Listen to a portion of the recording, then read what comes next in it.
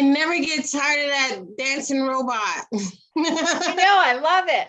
I love it. It makes me want to dance. And that disco ball, wow, that's really a statement. For Disco Tina. Exactly. So here we are after the sex tape 3 just dropped.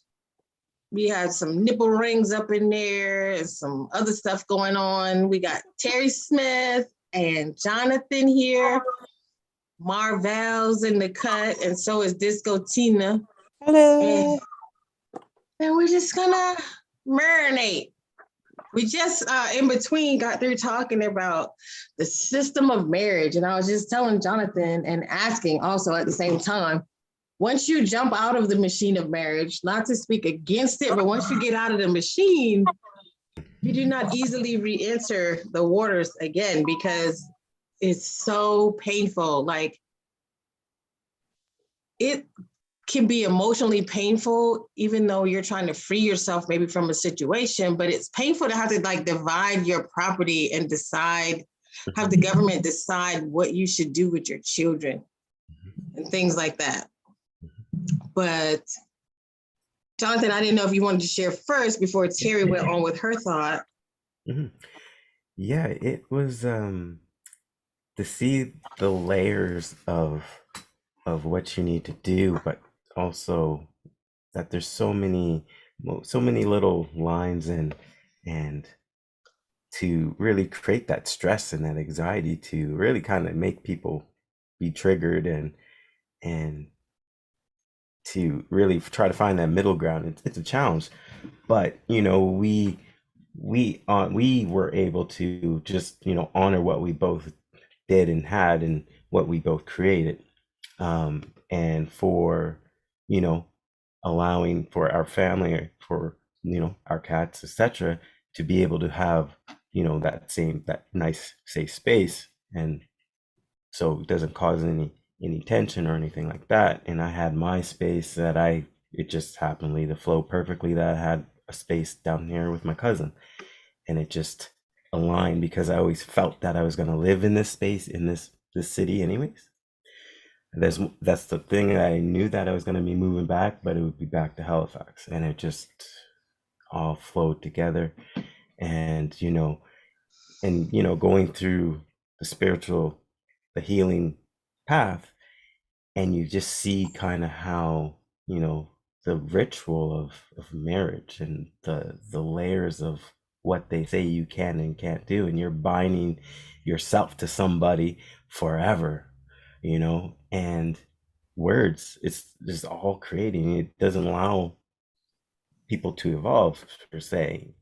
You think about how many times a certain it's usually females that will go on their healing path and their journey, and they will shift their vibration and it'll rise. And then how often does their partner, they don't truly evolve. They may hold space for them and allow that to happen, but they stay in that same vibration or that same space, and it's almost like it can be an anchor at points, and it's that constant scale that's moving back and forth, right? That they're trying to hold on to that concept and that connection, and that's great. It's something that people have to be aware of and mindful of, though, and there's always a way around it. But that's a thing that's been bind with the whole ritualistic of the marriage. Terry's gonna talk about it, but it definitely is, and it goes right along with the other thing that's going on. If he leaves me, I will kill him.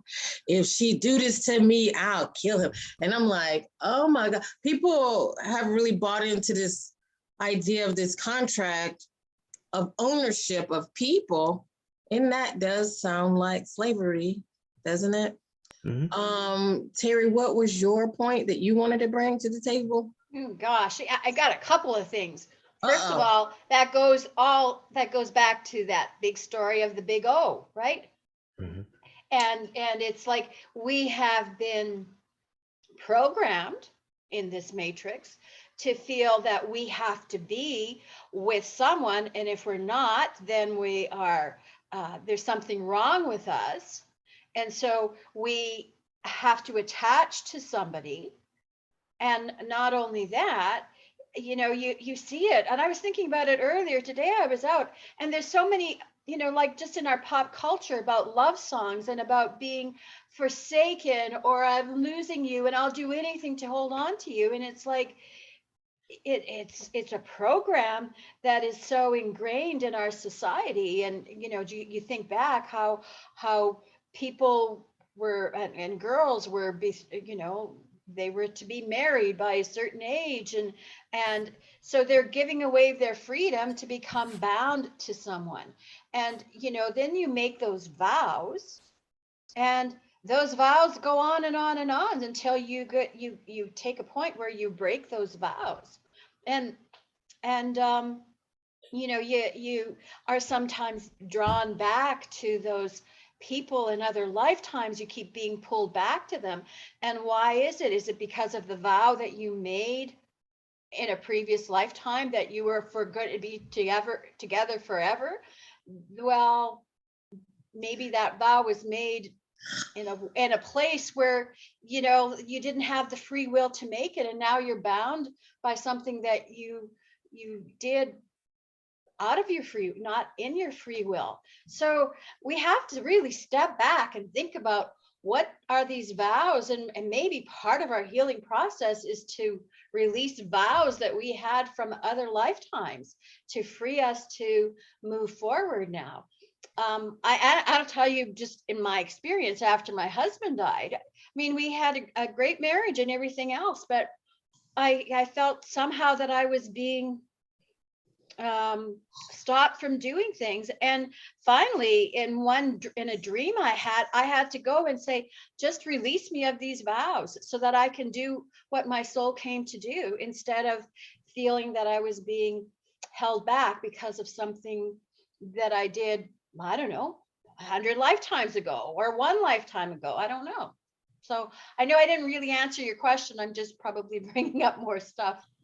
No, you actually brought up just exactly the right thing, because a Hindu marriage vow lasts 7 lifetimes. Sometimes we say forever and I'll love you to the end of time, and we get to saying some stuff.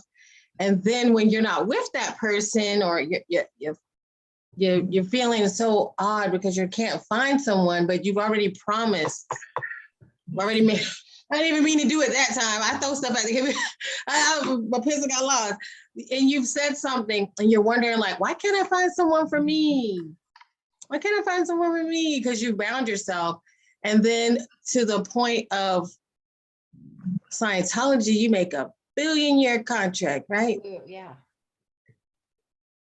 So there has to be a reason why they got you making billion-year contracts.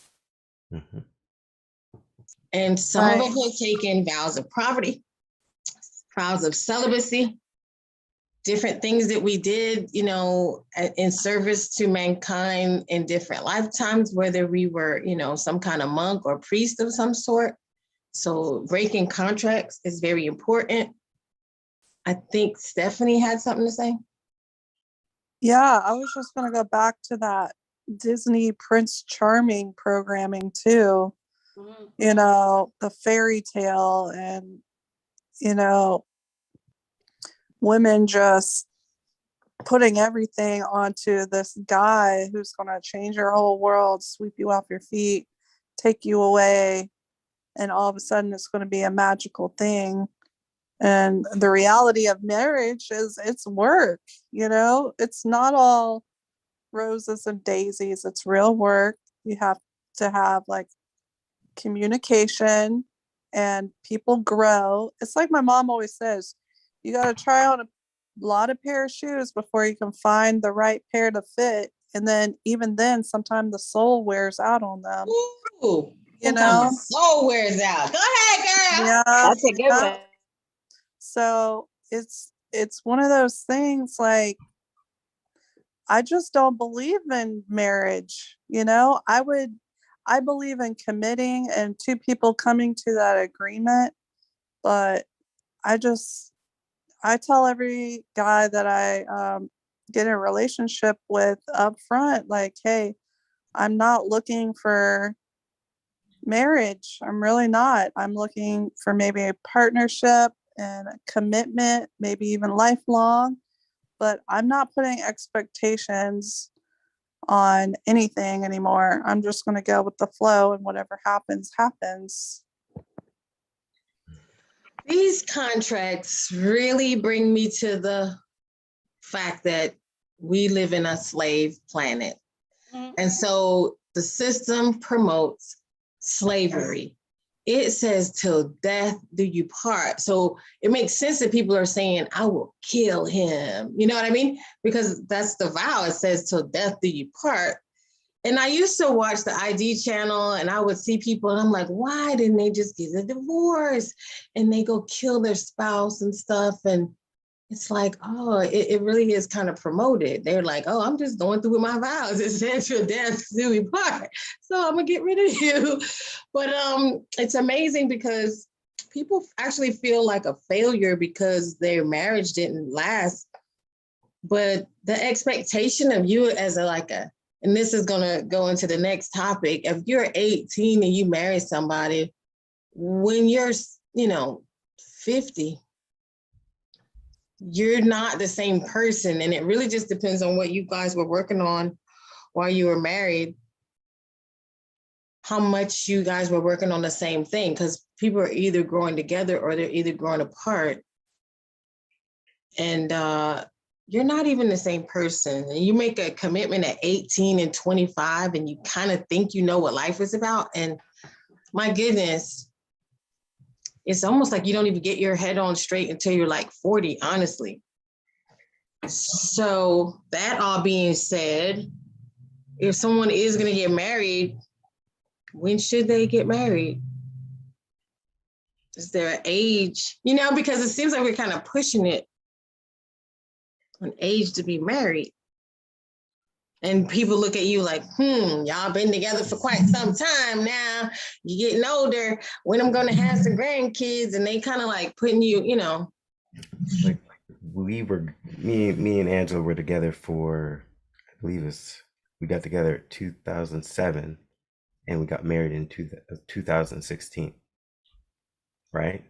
So we were going through school, university, and just waited and flowed through, balancing our challenges, finding ourselves within that time. And then we got to that point near the end of schooling, and it all just woven together so nicely. And then as soon as we got married, went into our spiritual evolution. So it was like, there's no real age for it, right? It's just about what feels right for that couple, that partnership in that moment, and what their projections are, like you were saying, Tina, have you been married?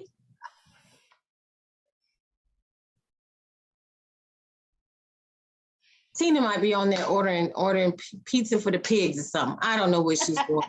Anyway, so at least I was waiting for the pigs to get out the door. No, yeah, I knew it had something to do with those damn pigs, y'all. The pigs are running her life. Have you been married? Yes, and everything you guys have been talking about. Okay, I'll tell you straight up. When I gotta tell you, it's a Tina story. Okay. So sit back. No, joke. Okay, when I was 16, no, I had my son. Okay, I had a baby from high school with some dude, okay, that was supposedly my boyfriend. Anyways, my mom moved to Texas, so I came with a baby that was only 5 months old, and I met the first guy at some party, at a Halloween party, and he was dressed like Gene Simmons from Kiss, didn't even know what the fool looked like without makeup, and he showed up the next day and he was dressed like a cowboy, but he was actually kind of cute. So then I just dated him. And so anyways, I ended up getting pregnant by him because I got drunk on New Year's Eve with chickenpox. And so then I got pregnant. So he's like, I'll marry you. So we went and got an apartment, and he's like, I'll help you. I'll raise your youngest as my own. But the thing is, I didn't have no love for this guy. It's like I knew my mom married some guy that couldn't really stand, she had some guy that just did not like me and my little baby and all that. So I just married him out of convenience so I could get into the apartment, but there was no love. And I was real immature, and he was 8 years older than me. So, I was 18, 19, then he was like 26, 27. And so then I tried to play Susie Homemaker, cooking and cleaning like I was kind of programmed to do, like from my grandmother and everybody, like you're supposed to do, like you see on TV, like Leave It to Beaver kind of shit. And I was not happy. I was so emotionally not happy, and this guy was not happy either. Like, he really didn't love me. Like, he would just get drunk and then go mess around with women at work while I was at home with all the babies, and I ended up having the 3 babies. And then finally he would beat me up, and he would even force rape me because I wouldn't have sex with him because I wasn't attracted to him. And then eventually I left him, and he didn't like it. Like, he even wanted to kill me. Like, like what you guys are saying, like, well, if I can't have you, nobody will. And I don't even know why, because he didn't even love me. But he was like, because he just wanted that, still that the cake and eat it too, have the home where I cook and clean, wash his fucking underwear, and then raise the kids, and then him still go, do his thing. So when we got the divorce, then it was like, well, you wanted this divorce. And then he didn't want to help me with the kids. So struggling with the 3 babies, no one to babysit. And then I just felt, and then I felt like like I failed, because I felt like, oh, my kids are not going to have the mom and the dad. And that's what happened to me as a kid. I didn't have the mom and the dad. And then, I feel like, oh crap, I'm copying my mom, and then my mom married 6 people before. She's been married 6 times. So she's like Elizabeth Taylor. So I and guys all the time wanted to marry me, but then I was all scared, like, oh, I'll get stuck again. That stuck feeling when you get married. And see, whenever me and him got married, we got married at this courthouse here in town. And that day he went to work, I went to go play bingo. We just got married. And then in bingo, an hour later, they're like, at the break time of bingo, they're like, congratulations. When I got home, that fool was not even there. He went and partied with another chick and with his band, and came back the next day drunk with a cake. And it was like, and I was like, I want this annulled. But then I was like, I had all these babies, and I felt stuck like Chuck. I was moved. I was in Texas. I had no friends. I had nobody. So then I had to be in this loveless thing. And that's what I put up for 5 years. When we finally went to get the divorce, we went to that same courthouse. And after, we went and ate Taco Bell. That was like, we celebrated Taco Bell, and he went his way, I went my way. And then and I dated some guy off and on for 20 years. And people kept saying, that's it, or some lady did my cards, like, and says, that's the love of your life from past life. And this guy was horrible. This guy raped me too, and beat me up and cheated on me, and even I had sex with my sister. And so, like, all these things kept happening to me. And so I got to the point I just didn't trust men, and I started to not, I don't know, I just lost a lot of things happened to me. Okay. So anyways, all these guys kept wanting to marry me, and I was so afraid. I was afraid, oh shit, I'm gonna get, so look at me now. I'm 48 years old. When I got divorced, I was around 24. So now look, all these years, never got married, and afraid of men. And I run every time they try to, like, want to date me. I don't know.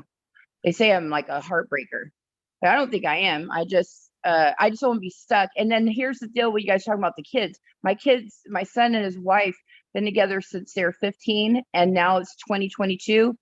And they just got married, and I was on them every year. You have to get married. It's kind of like the rule. It's like that programming, like, how could you live with her and not get married, and this and that. And they're like, we just don't believe in it. We know we love each other. And the kids were actually right. They go, why do we need a piece of paper to say that we love each other? But then right now they had to get insurance. So the insurance made them get married, or he couldn't put her on to get her teeth done. So see how the system is. So, okay. And that's all I just wanted to say.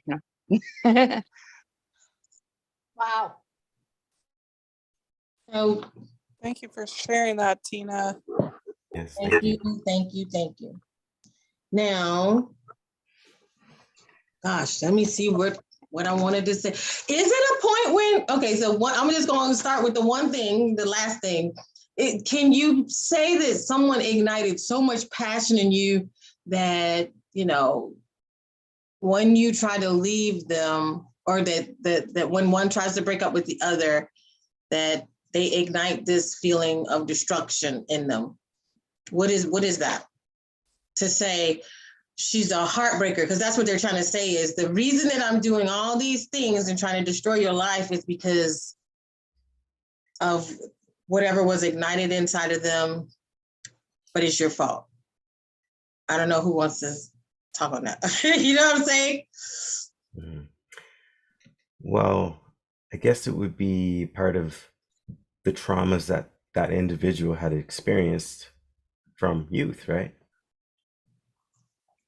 Um, and having it not, not processing them at all. So it's kind of like a ticking time bomb. Yum, gelato. It's kind of like a ticking time bomb, right? That they feel they need to exert that power or that control, and being under that pressure of thinking that they need to have that marriage and need to take care, they role play house, right? Yeah. And of course, because you're in a slave system, because if Right. my boss has a slave master, I have a slave master, I have to go home and have my own slave. So here it is, the only place where I have control, because they usually say too, people who, like, say if a man gets abused at work with, like, you know, this lack of control and lack of fulfillment and lack of control over his destiny. Now he has to come home and dominate someone. So those two spouses, because it could be a woman too, they got to dominate their kids and they got to dominate their spouse. So it's just another extension. It's just showing me more slavery, because you want to own somebody, control them. Yeah. Go ahead, Terry. I was just going to say, so that's where you end up with the whole mentality of being the victim, right?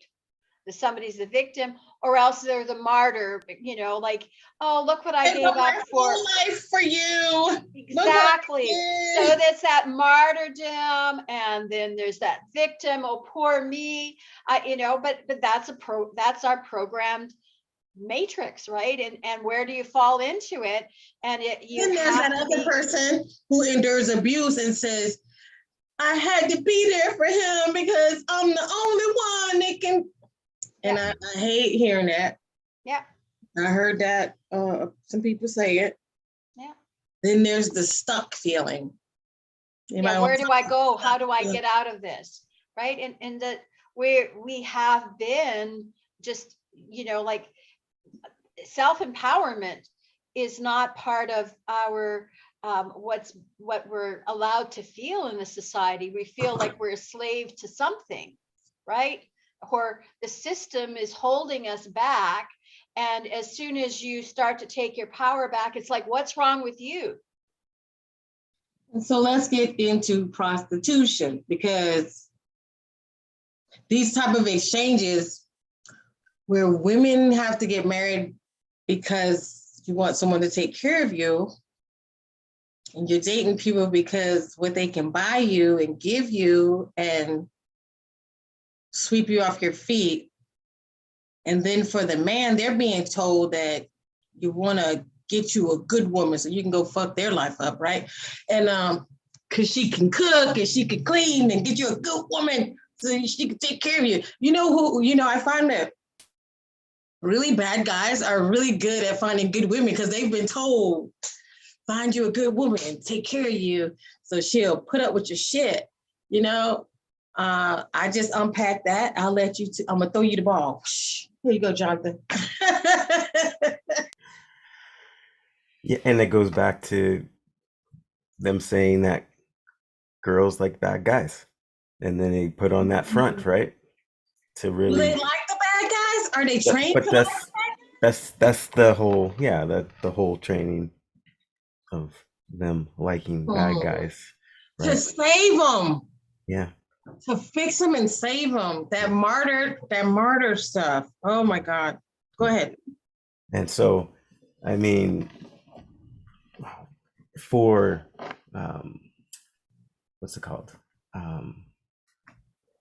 Prostitution. I mean, that's kind of like a very challenging spot because, you know, we're in that slave system. So there's so much of that trafficking that's in that space. So it would be very challenging for somebody to actually to explore that without getting hijacked, let's say, right?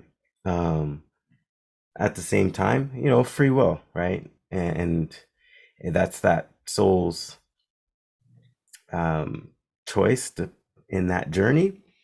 But, you know, it's a very challenging spot, right? You know,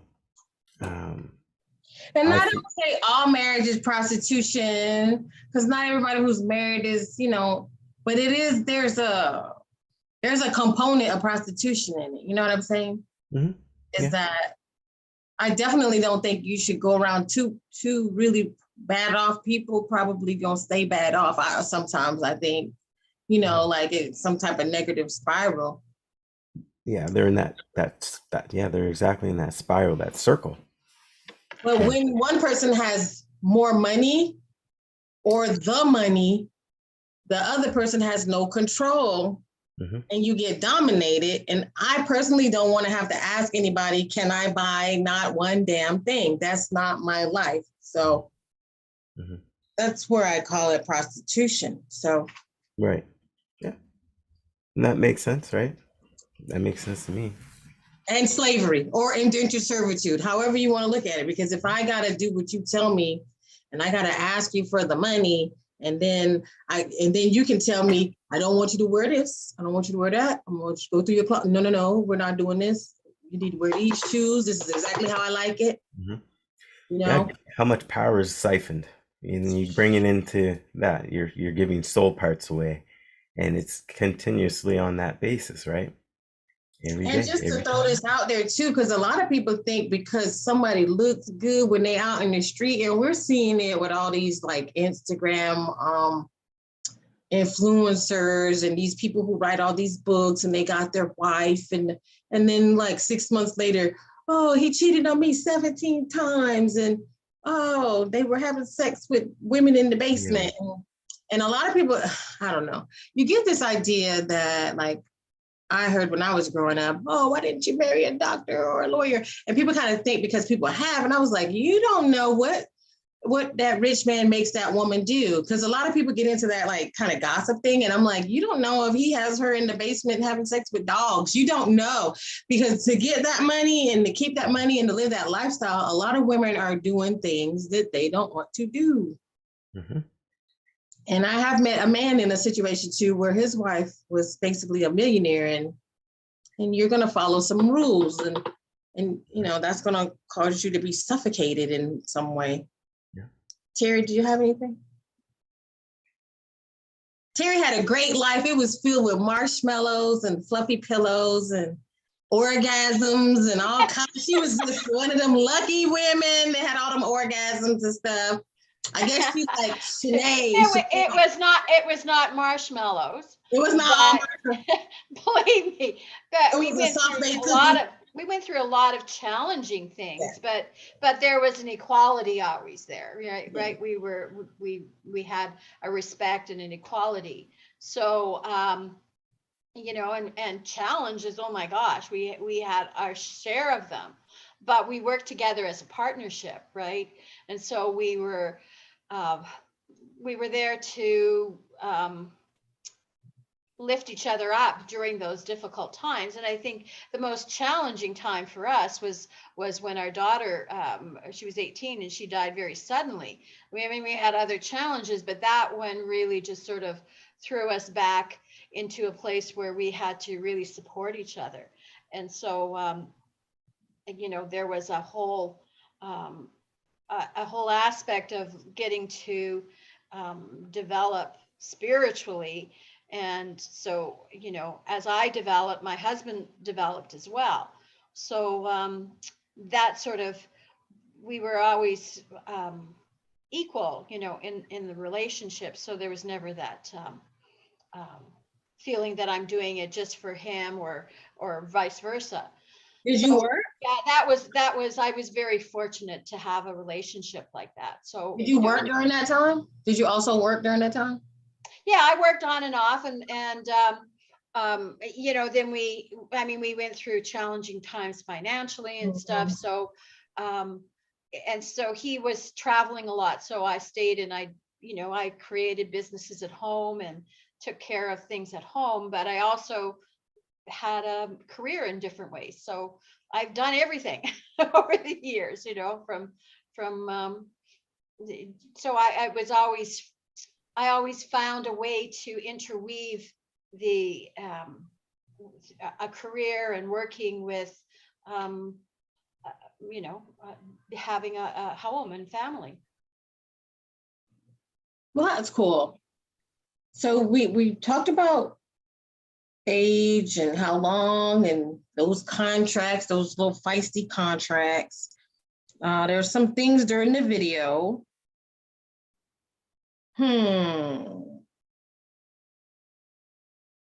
Let's go to protection, because we talked about some semen on there. So, Jonathan, let's talk about some semen. Yesterday, you talked to us about semen retention. So today we talked about, people using witchcraft and using the semen for witchcraft. All the more reason for you to keep your sperm to yourself. It's so funny. I like to go pick up those feathers from the peacocks, right? And I put on some latex gloves. And after I was done, I was like, oh, my hands feel awful. I can't really tell anybody, but I was thinking, damn, for dudes, this must feel terrible to wear latex condoms. This is disgusting, like the way my fingers felt. So please tell us about these latex condoms. Well, yeah, they really. Doesn't it make your skin rougher? Like it's I don't. Little bit. It feels like your skin's thick, and it feels like you have less nerve endings within in the latex. It actually took 3 days for my hands to stop feeling weird. Huh. So I'm thinking if my fingertip was feeling weird, I was like, dang, I feel sorry for dudes. They had to wear these condoms. I think the condoms are probably a little bit better quality, maybe. Or something's more resilient, or the penis is more resilient. I don't know. Resilient. They're strong. Well, they got this fancy kind with the honeycomb technology I saw, and Yeah. And women, buy your own damn condoms. Don't be waiting for somebody to show up with some condoms. You be like, look, bro, we about to know your product. Know your product. I got 2 boxes in my room. Okay, I got the fancy kind, and then the hot and cold kind. Get your own birth control, ladies. Don't be using that as an excuse. But so okay with condoms. Nothing much you want to add on condoms. You got some stories about condoms. Any ladies got some story about condoms? Because jokers don't want to use no condom. They talk about they don't want to have no babies, but people, they just want to run around raw and be like, well, I didn't know that was going to happen. Well, not like sexually, but I just remember discovering how big those things can expand when I filled one up with water and tried to carry it outside my house in a towel. My friend had one end of the towel and I had the other end, and this thing was massive. We were gonna throw it at some boys. So that's some extra large magnums or something. I don't know. It was literally gallons and gallons of water. This thing was huge, you guys, and we did not make it outside, and it exploded in the house, and I got in trouble. So I left a box at our house and I was blowing them up. I had the living room covered like they was balloons. I was like, Mom, I found these balloons. And she was like, God dang it. Like, John, get your box. Like, my kid all up in these condoms. I had powders all on my lips. Oh my goodness. Yes.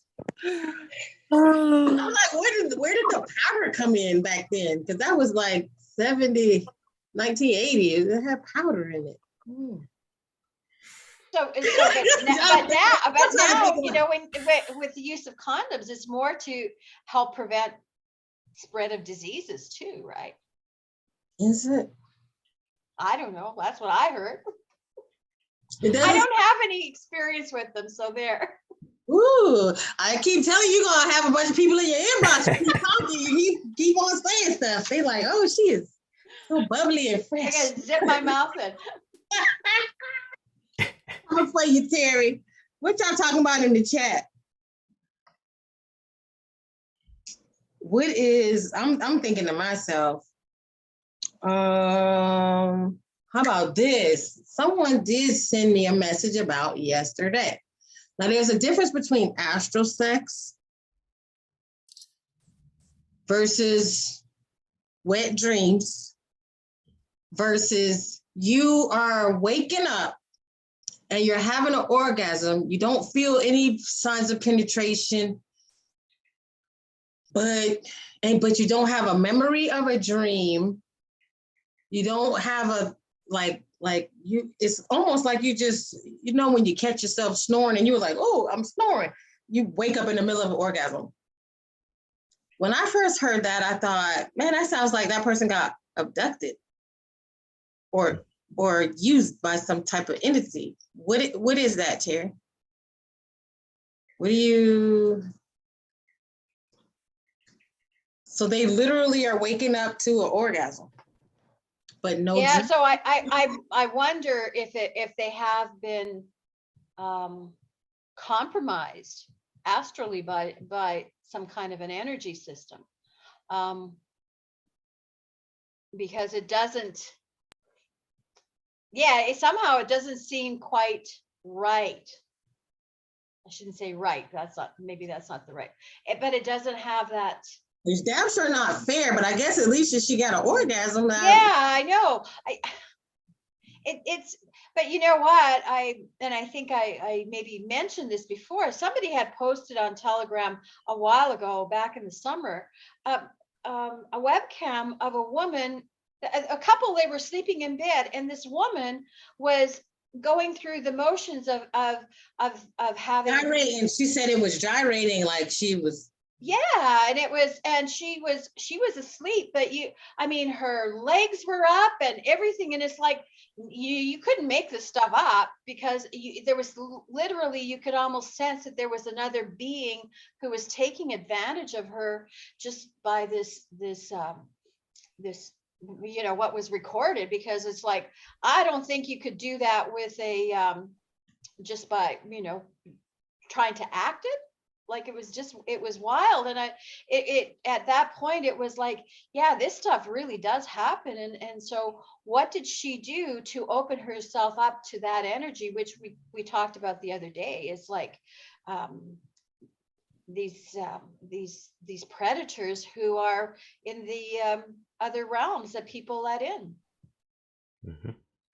There's so many doors and so many pathways that, you know, people are not conscious about, you know, tapping on drinking and then mixing drugs with it, and just you know, going where they go, what energies are they attaching to, say in a nightclub, etc., right? So it's like that those energies can just tag along, right? I saw a movie where the people, they video cam their house because there was like doors opening and things happening, and they started putting powder on the floor, and they could see the footprints going on the floor. It was just like one of those paranormal activity. That's what it was called. And that's kind of what this is reminding me of. I just think, like, if she doesn't have a memory of it, that just seems that she's been taken advantage of or wiped in some way. Mm-hmm. And that's why it's so important to always have an intention and an affirmation when you go to sleep. We're gonna have to watch Paranormal Activity in the movie room, y'all. You know. We that talked. list is growing. Yeah, it is. So we talked about like, okay, someone may be trying to manipulate you in the astral. Could that actually cause problems in your love life and your marriage? If they're fabulous Tina, look at her on camera. She's like, Oh, she looks beautiful. notice me, darling. Notice me. Good job. Good job. Oh, you got to. She got the disco balls on. Oh, it is? That's the disco ball? Okay. Love it. Love it. I mean, if we can, okay, we're going to spotlight you. We can spotlight you. So we got to, spotlight. Oh, there you go. Oh, wow. She's got it. She's got it, y'all. She's got it. So can that actually like be used to put a wedge in a current relationship?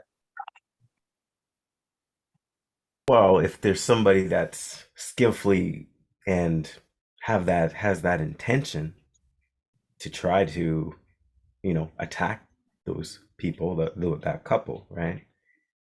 Right, because some people want what you got. Like, I mean, you think about there was someone I heard the other day saying that they could do what the movie Inception concept of the Inception, going within the dream and going in and planting that seed, right?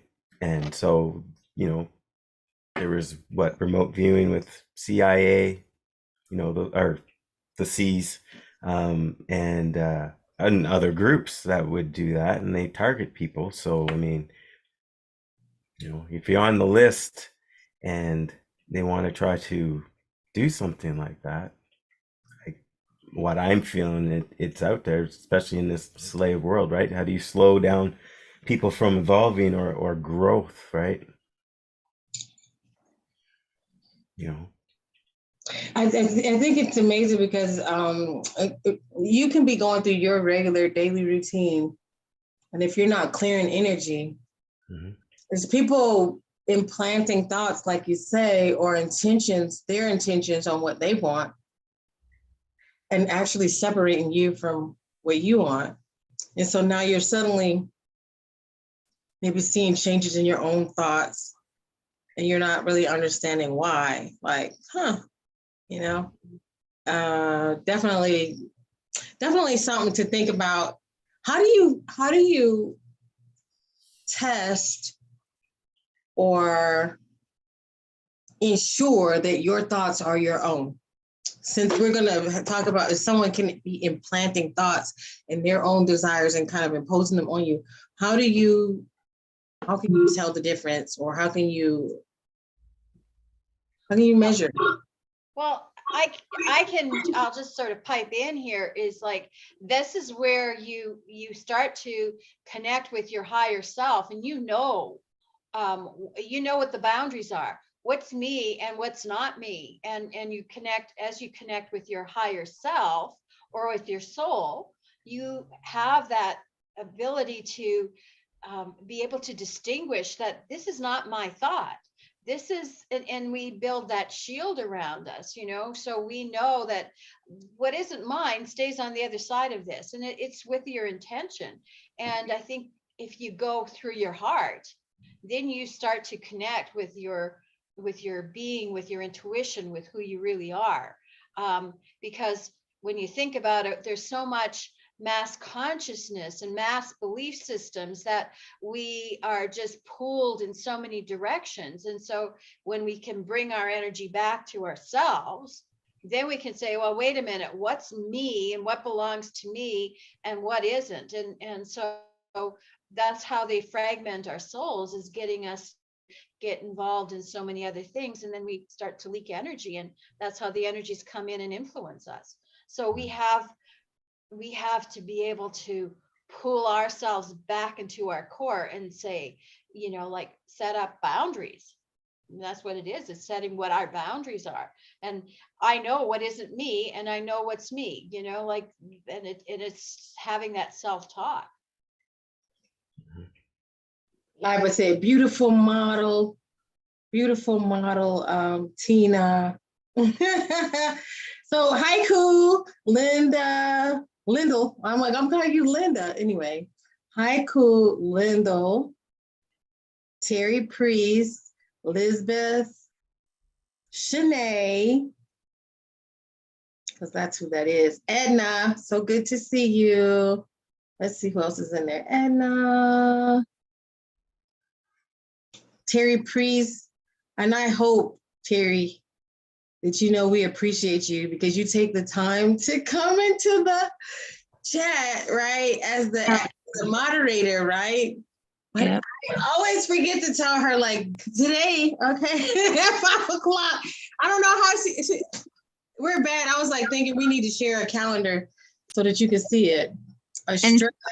I don't even know how you get on here because you stay up until 8 a.m. or something. You want to watch movies all night, this guy.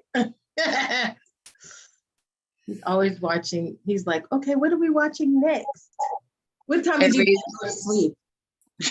I went to bed at like 4:30.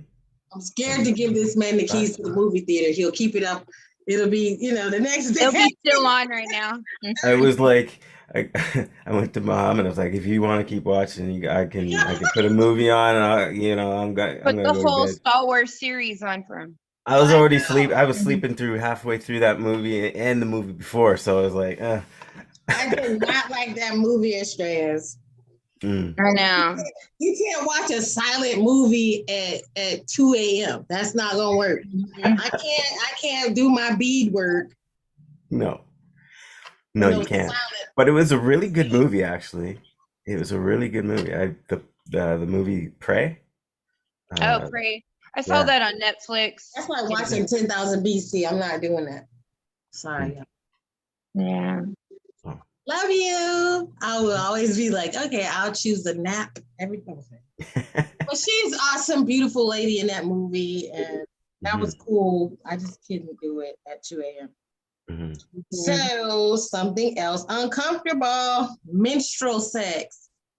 Oh God. Some people act like they can't wait. Like they just like, can you just give a bitch 7 days or something? Yeah. Like, and I've been there before. Yeah. Once. Tell us, Jonathan, you stuck because Jonathan, Jermaine and Dab aren't here to like, rub your shoulders and be like, you got this, bro. So you like the male representative of every man on the planet right now. So yep. Let's talk about menstrual sex, Jonathan. People can't wait. I know I have a couple friends that would still do that. More so when they were younger. They call it getting your red wings. That's what this guy in the army said, getting your red wings. Tried it once. Nope. And then there was an accident. Yeah, because sometimes it comes when you don't know it's going to come. They were like, oh, it was supposedly done. And it was like, you finished. I finished and pulled out. It was just like, it exploded everywhere. Oh, God. I was like, I wasn't ready. No, can't wait to do that, Kevin Hart. Oh my God, no. Exactly. That's exactly how she's like, and she felt bad, obviously, because she's like, oh, it stopped like a day and a half ago. I'm like, well, yes, it wasn't. That's because you were that good. Oh my God. Because that's the ego thing that guy said. Yeah. Oh, he knocked it like, on. Oh my God, you were so big that you made it like, you made me believe. Oh God. Oh my God, you knocked it on. Oh, I was like, it didn't do that for my ego. No. Since I like to tell stories, I'm going to tell a story. Let's do it.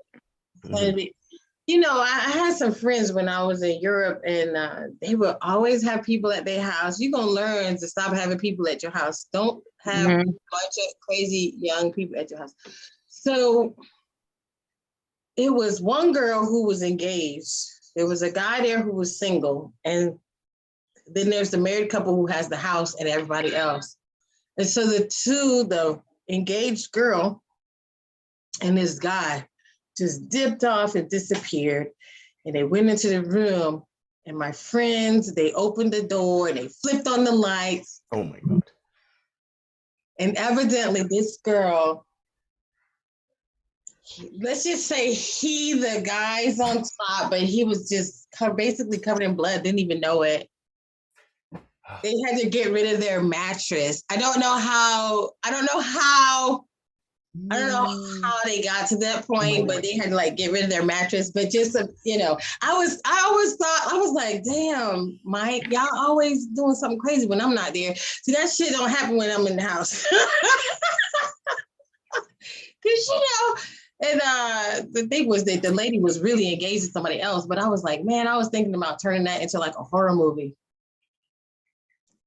And it would have been like one of the scenes of a horror movie. I had this idea for a zombie movie. I don't know. I guess we're played out with zombie movies now, or we can make a new age zombie movie. Everybody can do meditate and stuff. We can have Terry in the corner and Jonathan getting rid of, using their dragon technique. No zombies. I don't like zombies. No. Let's see what did anybody have anything to say about that? What kind of Draco sex party? They might as well have been Dracos because they were two odd people. It was just, it was like, you have a house full of people and something like that happens. Ooh. Who's their parents? Yeah, Who's their grandparents? They were all adults. Yeah. I'm just going to say, isn't that some kind of ritualism? Yeah. Having menstrual sex, isn't that part of some kind of a ritualism? They collected it. But some guys think it's slippery, and I don't know, some weird thoughts. It's a totally different texture. No. It's just slipping and sliding, and it's like whoa. Mm-hmm. That's good. If Jonathan's on the sensitive side, it's some bold dudes out there. They're on a whole different level, and it's a matter of conquest. And they're not even trying to use a condom when they do it. They feel like that's some type of ultimate maturity of some sort. They had this saying. It said, "If a horse can walk through mud, then a man can fuck in blood." That's what I heard. All these things when I was younger. Like I heard that. That's what they said. I'm putting this stuff out there for y'all. I'm putting it out there for y'all, okay? Because we got to talk about this. This is our homework. We have to do the work, okay? He said parentless behavior is what it's called. That's what Haiku said. Mm-hmm. Haiku, you got some great comments. Thank you. Yeah. Mm-hmm. Thank you. Oh, and he said, I'm not a vampire. Some people don't want to wait. But to some people, it's not even about waiting. It's some type of turn on or something. I know. I think we should find out, is that cultural for different countries maybe too as well? Yeah. All right. I know that we wore Jonathan out. He's the only dude out here. So Next subject. Next subject. Yep, Next subject. The lack of touch and virginity. Some people are in their second virginity. Is there a thing of there was this thing going on where you could be not de-virginized, but re-virginized, like where you can become a virgin again? You know anything about this? Where you stop having sex for a certain amount of time and now consider yourself newly a virgin. I'm a virgin. I haven't had sex since 2017. Yeah, 18, 19, 20, 21, 5 years. 5 years. That's 5 years? I did that in church one time, 5 years. I got cobwebs, okay? And I'm cool. With it. I keep telling y'all, people gonna be in your inbox. They're gonna start inboxing you and be like, I just wanna serve.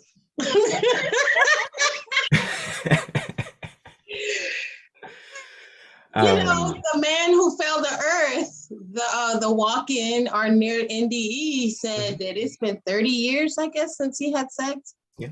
And he said he's only interested in acts of service. I said, that is an act of service. to some people. So, you know, when you gonna get back to work, you know? So, Well, yeah. is that a thing that you know of you know? I think I've heard of it, but I mean, I it's about for me, it's like it's just about when you decide to make that choice again and really get back and spread that your energy, because it's different of when I lost my virginity to compare to this like now, like, you know, Yeah. it's been a year, right? Sort of thing. Yeah. So, but go on this spiritual path and seeing just how you project your energy when you do it, it's just like, it's just, I'm more balanced and patient with how I express and share, or yeah. Since the time you started and now, what's the longest you've gone without? This could be like that. Remember that old magazines, those we used to read, the True Confessions and those girl magazines we had? Everybody's just You know, I'm probably gonna say no, it's this past year. A year. Yeah. I've done 5 years. I've done a year. I've done 5 years. Well, now I'm a vegetarian, so that's what's keeping me too from going that way too, because I don't want no meat in my face. Yeah.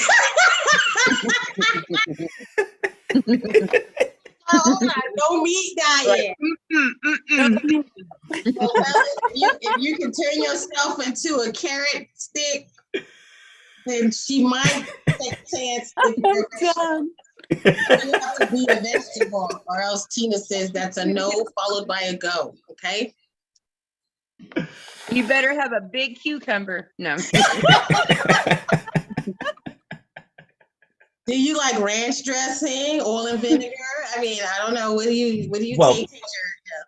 you would think about, they say that whatever food you eat, say if you eat fruits as men and then you ejaculate, that you're supposed to taste more sweet and Okay. less salty, like That's meat. what men always say. They say meat. And they're like, I eat They pineapple should this drink week. cucumber water, is what you're saying. Cucumber water, and then A give. little bit of watermelon, I'm cantaloupe. not gonna say give Tina a call because I don't want it to be like writing your name on a bathroom stall or nothing. But No, they would try to say, you've been wanting to grow your hair out. Well, this has got extra vitamins in it. I've been eating pineapples and all this fruit, and I've been reading, and they always have these little stories.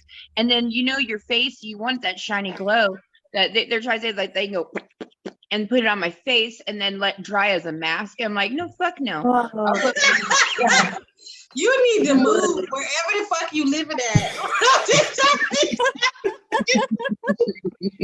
Damn. Get the fuck out. Terry, put you on the spot. You're on mute. You're on mute. Yeah, I was going to stay on mute too. What happened to Stephanie? We haven't heard her for a while. oh, am I on mute? Oh no. Oh, you're still here. Stephanie has told so many stories. Terry, how are you doing? What's the longest that you've gone though? That's not a bad thing. The longest.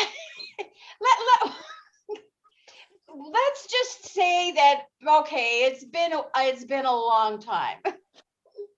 I you know, like it's been several years.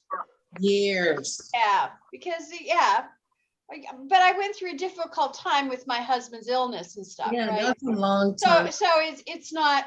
Yeah, it's been several years. So yeah.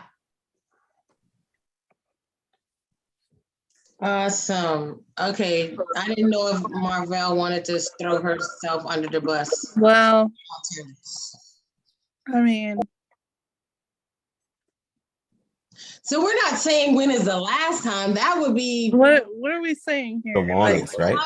So longest. you started having sex at a certain age, like we remember you said a particular age. I remember.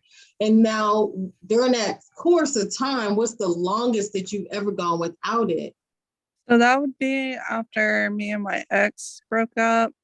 Even before then, because I just did not enjoy sex with him at all. He would kind of force me to, even though I didn't want to.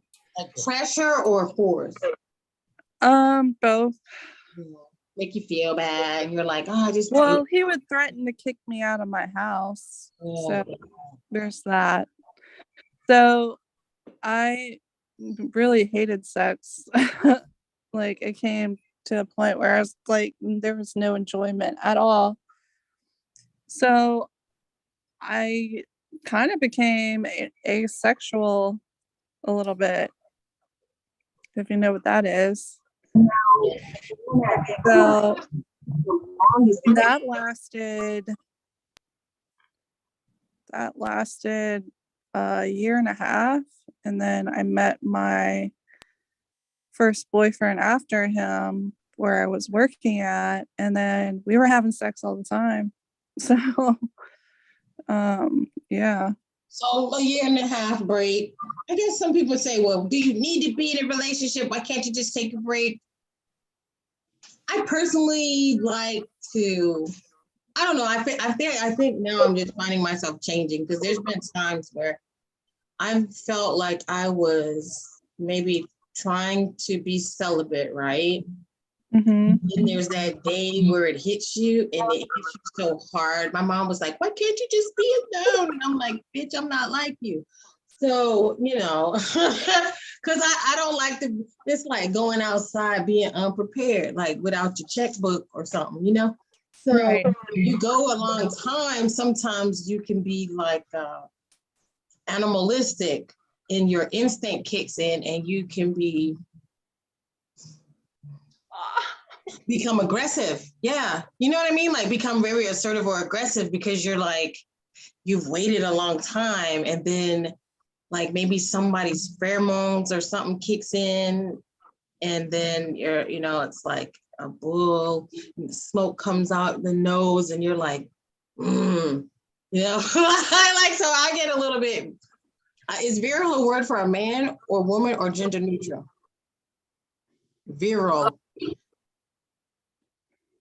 Because my sister said, she said, I can see when things happen. She would say, like, I can see your pupils dilate.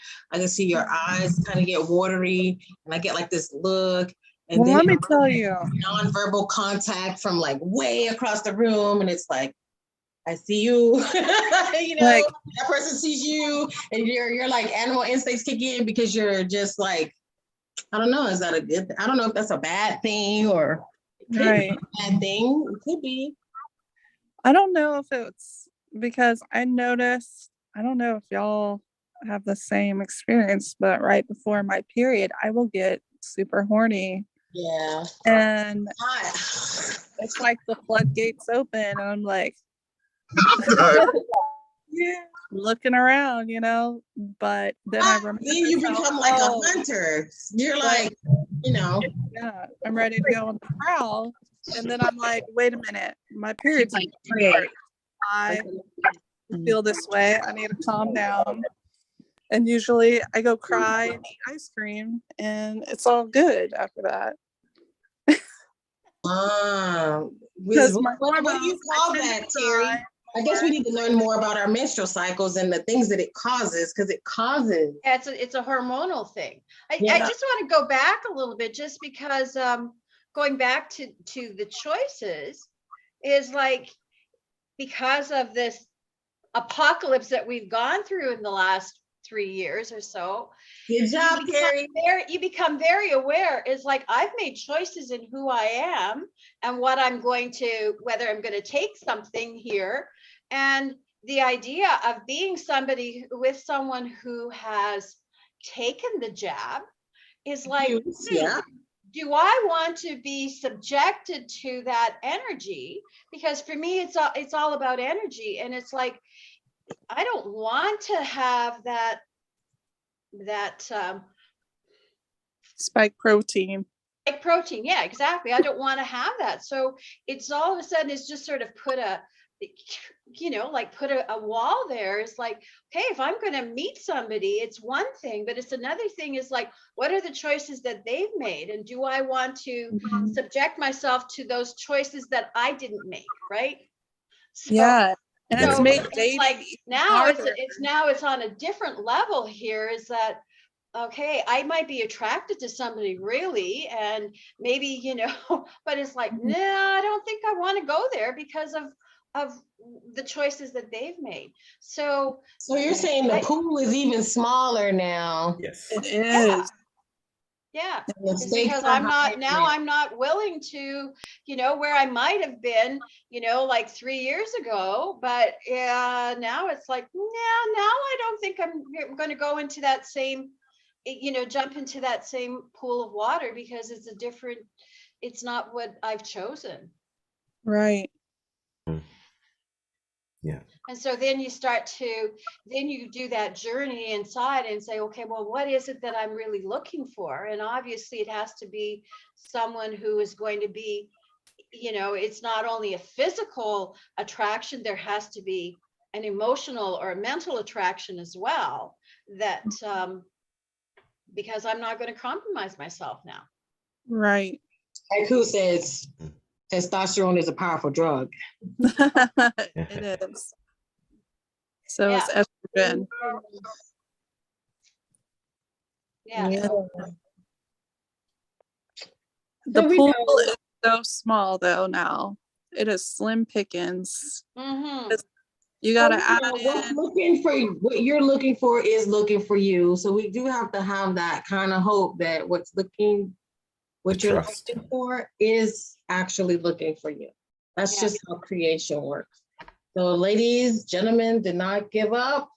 You do not need that plastic doll or that little booty lady doll where it's just a booty and some legs hanging down. We don't need you going out there getting you, you know, a whole fake husband to lay down in the bed. It's like, and we don't need you getting a girlfriend that's like, you know, so, you know, what is out there for you is looking for you.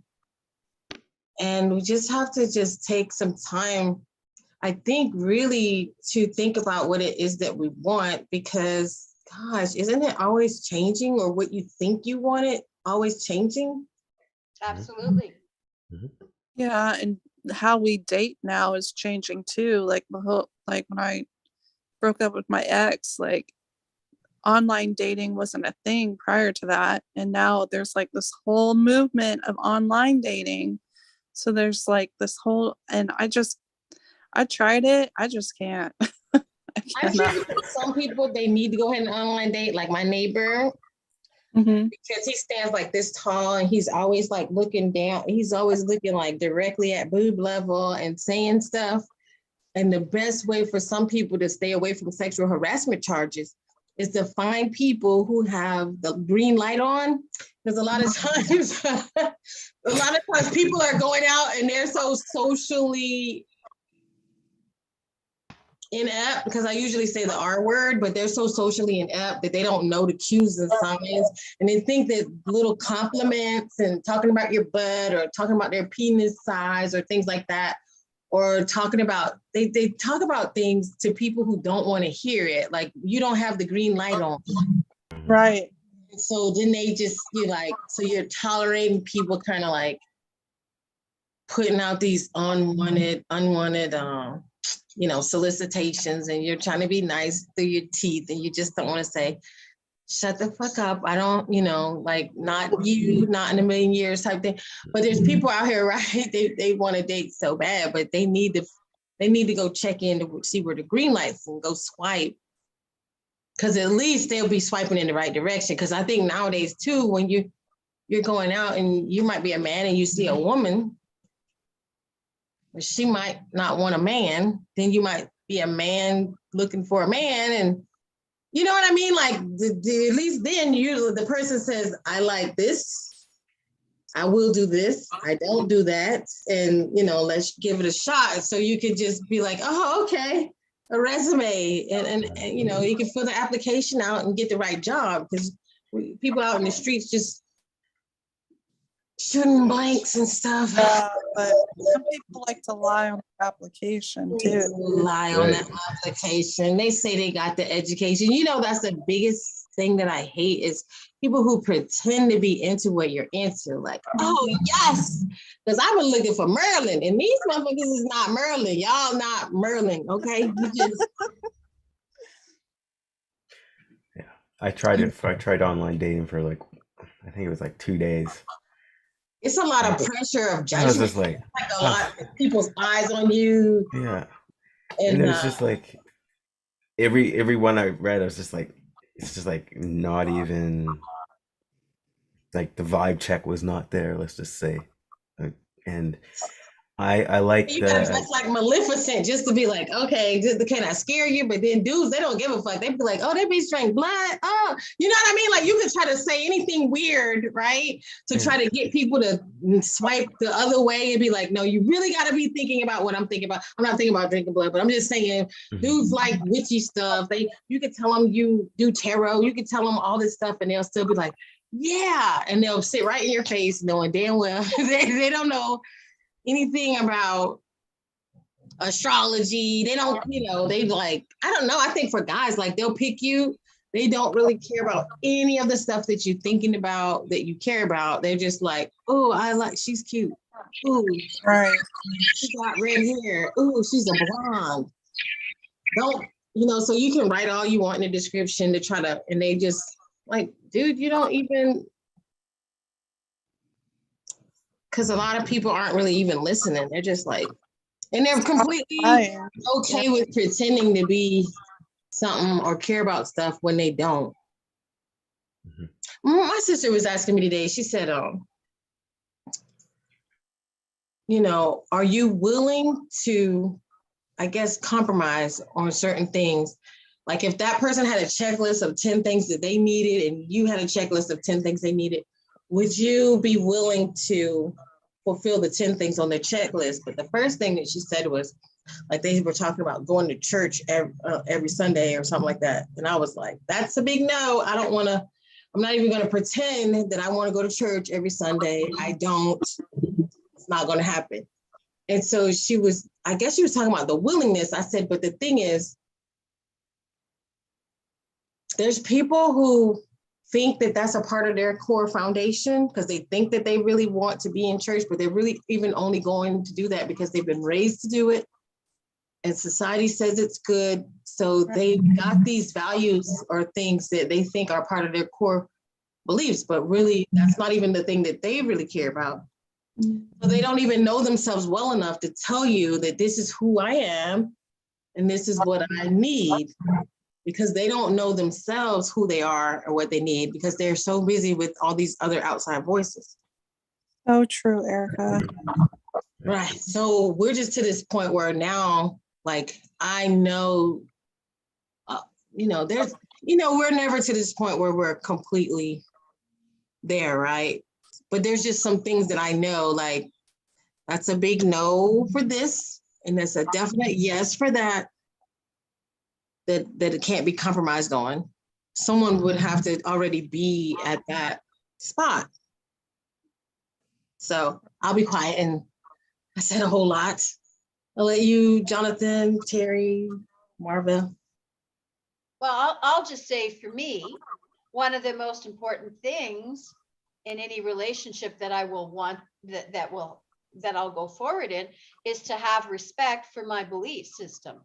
You don't have to follow it, and I don't have to follow yours, but you have to respect the fact that I have beliefs that are a little bit unusual in the sense that, hey, I believe in our galactic beginnings. I believe in a lot of spiritual things that other people are not going to be aware of, but don't make fun of it and don't call me a witch and don't do that. Just respect the fact that these are my beliefs. You don't have to believe them, but you got to respect that. That's tough because I kind of thought, like, if I have this life, that if the person did that it would be enough, right? Right. But what I've found is that I have a life filled with so many beautiful people that the more I have this life, the less I can come outside of it and be like, hey, because it has been a relief from like conspiracy theories and things like that. So you got someone you talk to and it's like, it has nothing to do with that. But then now we're on this side where we're on this complete fulfillment side. Like, look at all these things that we're doing, right? So we're doing all these things, and we're talking about all these things, and they're so fabulous and beautiful and wonderful. And then now, if anybody is like not actually working on this, then I'm looking like I'm bored. And so I can hang out with you for, 2 hours, but I got to get back to my crew and my team and my people and got to, Right. because we're doing all this, because I actually really thought that that was enough. I thought that, you could watch me and see me and be able to, but then I really am seeing like, wow, I've just gotten to this point where anything outside of what we're doing is so boring to me right now. It's like, I'm like, come on, baby, beat the clock. I know it. I know it. I got to see what Marvel's doing, and dang, Jonathan and Terry in the room waiting. I gotta go. My soul group is waiting. I gotta go. I'm sorry. The mission's in check right now. Yeah. So I thought it was okay. And I said, Tina, I've gotten to the point where if I can forget to call you, text you in like 2 days, then it's like, oh shit, it's been 2 days. Then I'm like, oh, I don't even miss that person. So I'm like, yeah, like that little emoji. It's like, and trust me, I like sex. So I'm like, but it's funny because I'm finding so much fulfillment doing what we're doing that I'm just like, I already said, Dab and them, I said, y'all the best boyfriend 5 girls could have. So now I got 3 boyfriends now because I got Jonathan now too. So Jonathan entertaining all these women, and we all like, we find in the balance, let's say. We're talking and actually being able to talk about the things you want to talk about and be like, well, what do you think about this? And how do you feel about this? And what should I do about this? Like, and then that's the stuff you're supposed to do in your relationship. So it's like, wow, if you can't really go deep talking about these particular things that we're talking about in a relationship, then is it a relationship? Exactly. Or you just got a human sex toy now? Mm-hmm. Yeah. That's why I like it. It has to be just kind of like that pull and that attraction beyond the physical, right? That has to be in that moment that you just, okay, you go into the exploration a little bit more, and how open are they to the spiritual world, right? And it's, yeah, exactly, as long as they can hold space for that, and for all of the extra dimensional, extraterrestrial things that we do and work with, then because you're the like, pool is really small. We got a show to do. Pass me the wrench. Fix my light. Bring me something to drink. Like, we need support crew. We got, like, it really is this time of where we really have to be working on stuff together, I guess. And I feel for some people because they aren't, I don't encourage people like, oh, I don't believe in marriage, so get divorced. I can't say that I just don't believe in marriage. I just know what we're taught that it is. Like we already said before, only 50% of people have monogamy gene in the first place. So here we are thinking that this is our foundational belief, but it's really an implanted belief. It really isn't your foundational core belief that we're living. So then I don't encourage like, oh, you should get divorced. Not going to say that. No. Not going to say that people should break up with their girlfriends or boyfriends. I feel like that person, I love them anyway, like love you as a person, but then like we just grow and we change, and it doesn't mean that people aren't successful in their relationships, because someone said the other day, how long do you have to be in a relationship for you to consider it successful? Was that what the question was? Remember? I think that's what it was. I don't remember that. Well, I think me and Terry were there, and I was reading something off of Facebook, and the guy said, how long do you have to be in the relationship before you consider it successful? Did you have a answer for that, Jonathan? Because I had my own answer. I think my answer when you were talking about it was I don't even remember what it was. I laughed because I said the first 48 and we were joking. Yeah, Oh, that's yeah, right. yeah, That's yeah, what you yeah, said. yeah, yeah. I said the first 48. So it's like 48 hours. But and then I took it back and I wrote an honest answer. And my answer was, it depends on if you learned anything while you were in the relationship. Did you learn anything? Mm. Because it doesn't really matter the amount of time. Did you learn anything from it? Because maybe you learned something about yourself and how you deal with people. Mhm. Then I would consider it successful. It's not a failure. Right. You know, they say a season and a reason or something like Right. that. Something like that. Well, What would you say, Stephanie? You know, I've really had to examine my relationships, especially after like my ex. And that is a very good question. Because at first I wanted to like, you know, well, at least 10 years, because 10 years you like know each other, you at least got through that decade together, you know? Like, I feel like if you can make it through a decade and still have that love and support and communication without any change, and you're still infatuated with each other, yeah, I think you got it. But I don't know if there is, because like I said before, you got to try on a bunch of shoes, and then when you try on a pair, sometimes the sole wears out and you got to do some mending or just throw them out and get a new pair altogether. So it's I think it's case by case. I don't think there's a generic answer, even for me. mhm. I want to say 10 years, but I don't know. And I have it would have to be generic to, I guess, right? That would have to be generic if you gave it in a unit of time. right. Mhm. Because What'd we you know learn?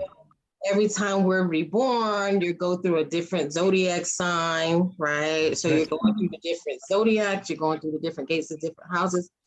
Some people have come here and decided that the contract was they are going to experience an abortion or a death or even a life without children. Like those are contracts, those are different reasons. And so it's going to require different levels of relationships, whether it be marriage and divorce or never married at all, or being a virgin for your whole life or whatever that is.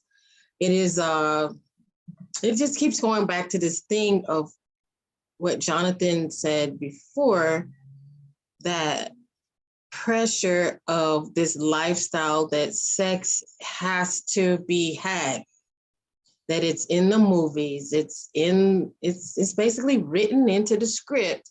Not to say that you should not have it, because I think it's great, but it's like this type of scripted thing telling you, Has to be done.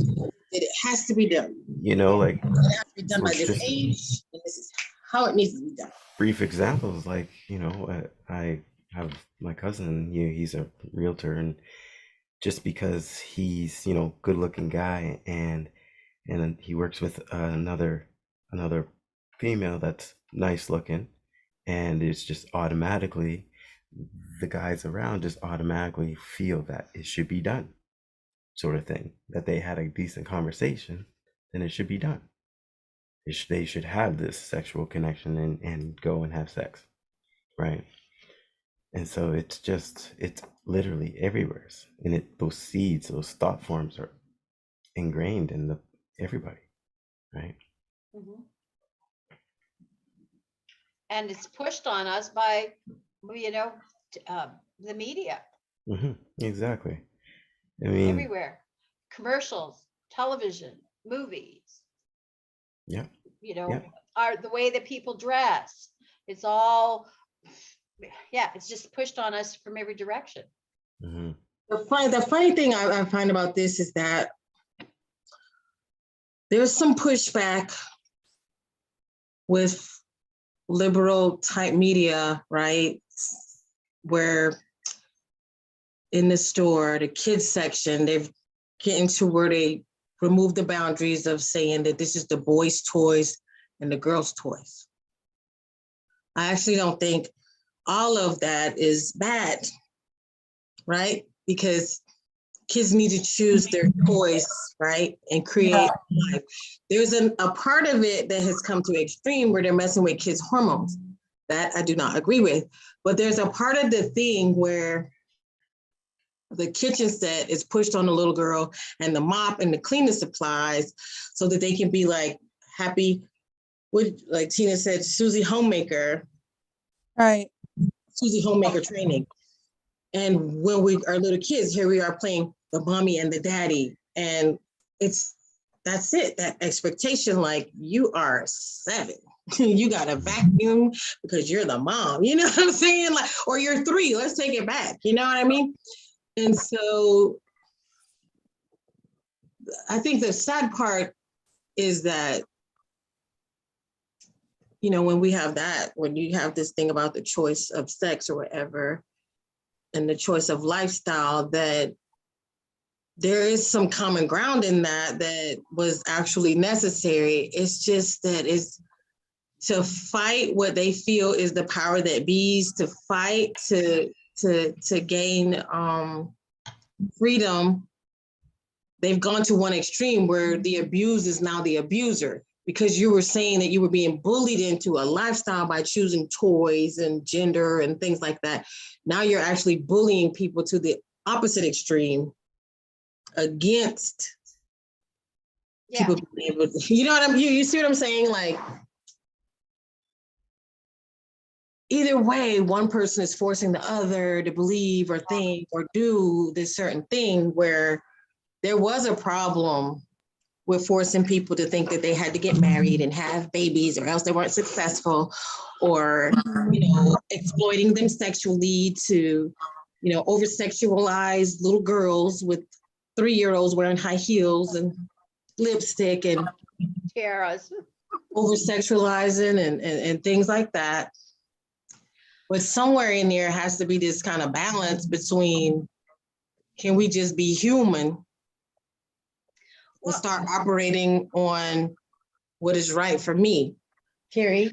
I just to sort of take a step back from it, this is all that programming, and the programming has come from outside of being human, and they're telling us what we should do. And so it's gotten to a point where this is what we're supposed to believe, and we have all these boxes of belief systems. And as we start to expand in our search for our soul, we can see that these boxes are just that, they're boxes, and we don't fit into it, but they're programmed boxes, whether it's programmed from our society, from our religion, from our state or country that we're in. We've got all these programs that somebody else has programmed us to believe that this is what we are supposed to do.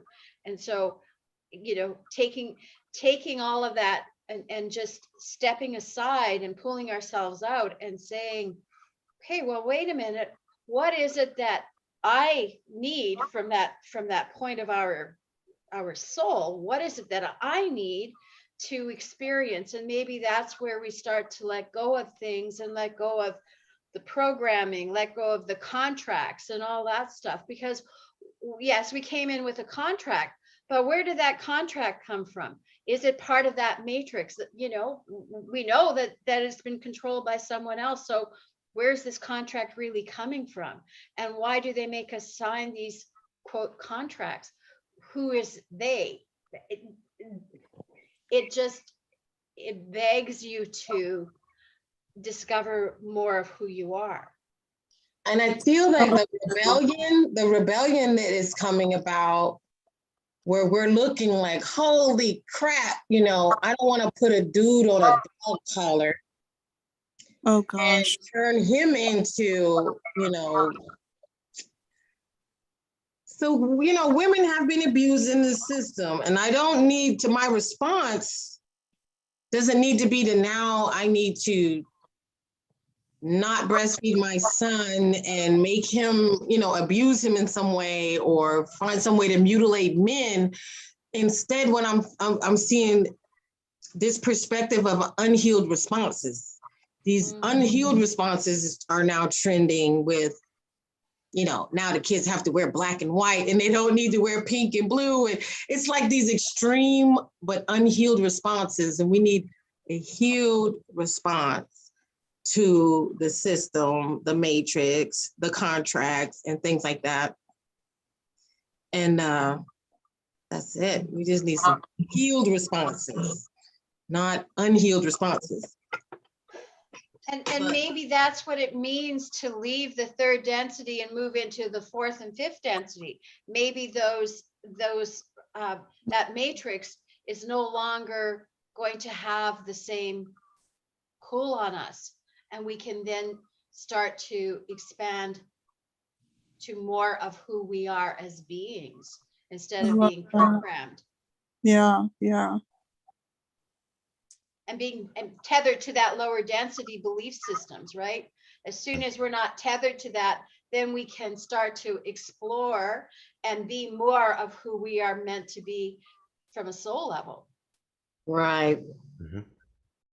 Right. Adam and Eve didn't get married, y'all. She had more than one husband. So anyway, Terry, Dom said, yes, Mrs. Terry. I can't give a Dom accent because it's real tough. And I don't want to even mess it up. And then Haiku said, awesome, Terry, keep shouting it to the rooftops. And I said, this is such a bully system. Mm-hmm. And then Sam 76 says, everyone thinks that's what they have to do. Yep. Yep. Yeah. We have to start getting our power back, pulling it back. Yeah. Well, I could give you a little example about the bully system. My ex Angela, when she was in U of M, I think it was one of her first 2 years, and there was this guy that was from I believe it was engineering building business.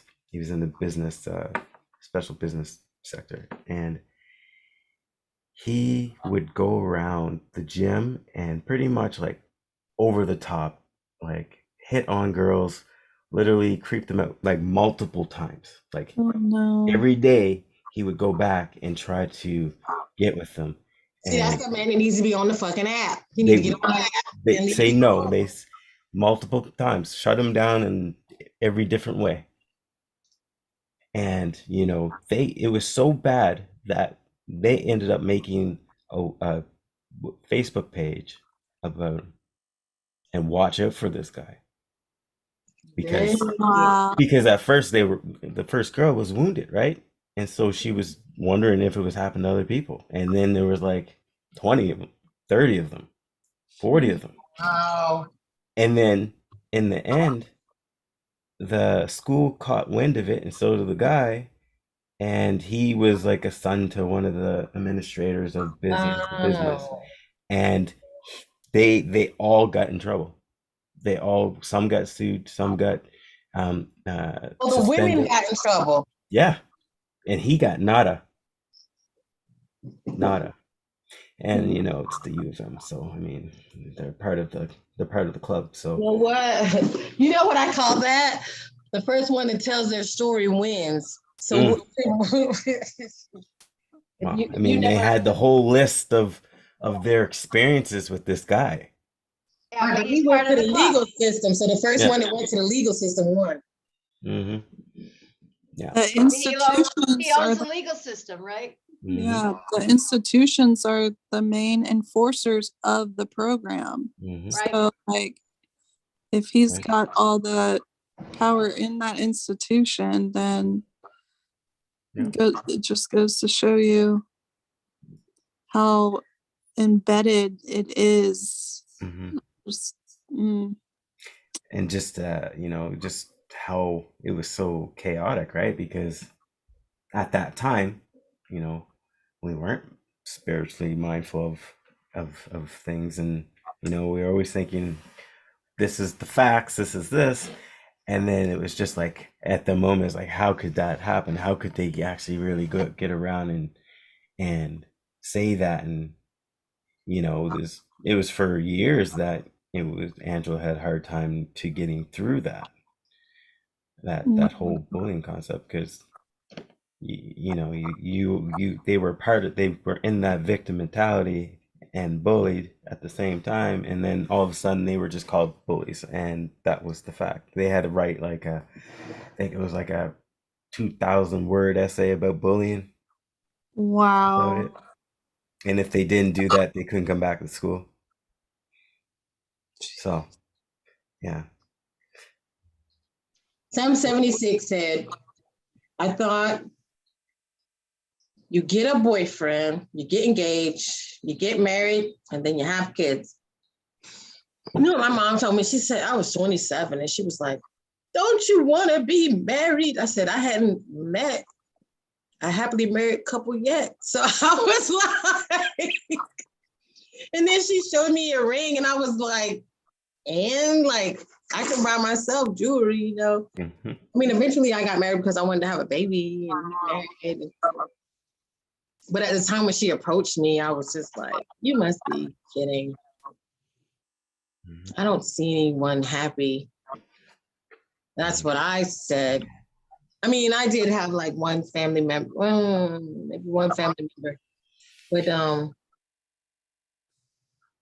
we all thought you were supposed to just get married, and I guess maybe that was a part of the whole Program. Yeah, it was, because it was on television, right? That's why you had June Cleaver. Exactly. Leave It to Beaver.